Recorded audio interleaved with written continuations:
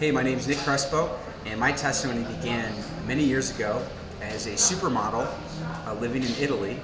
No, I'm totally kidding.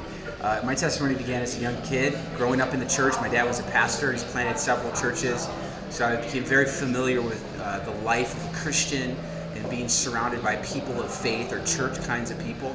And for the most part, I was a good kid. I was pretty sheltered, went to Christian school, was homeschooled most of my life. I believe at a young age, 5 or 6, I committed my life to Jesus Christ. I truly understood what I was doing.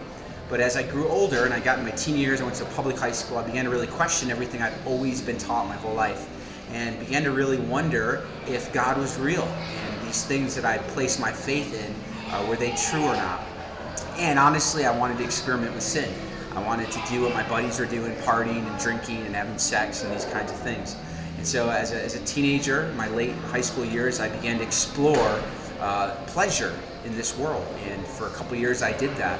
And ultimately, I came to just a deep pit. I started doing drugs and just doing all the things I knew I shouldn't do. And the whole time, I felt like this is not fulfilling. There's no joy in this. I know what is fulfilling. I know what purpose is that God gives and He alone can give.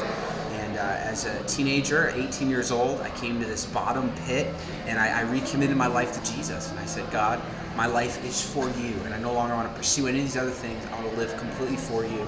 And I believe a good part of my testimony is what happened after that moment. When I rededicated my life, God began to enable me and gift me to serve His church and to serve people and to preach the gospel and proclaim the gospel.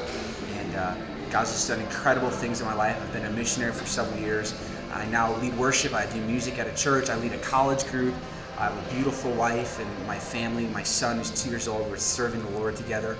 And so I'm really blessed to know Christ, that He loved me and He died for me. And I'm reminded of the words of the wisest man the Bible says who ever lived. His name was King Solomon.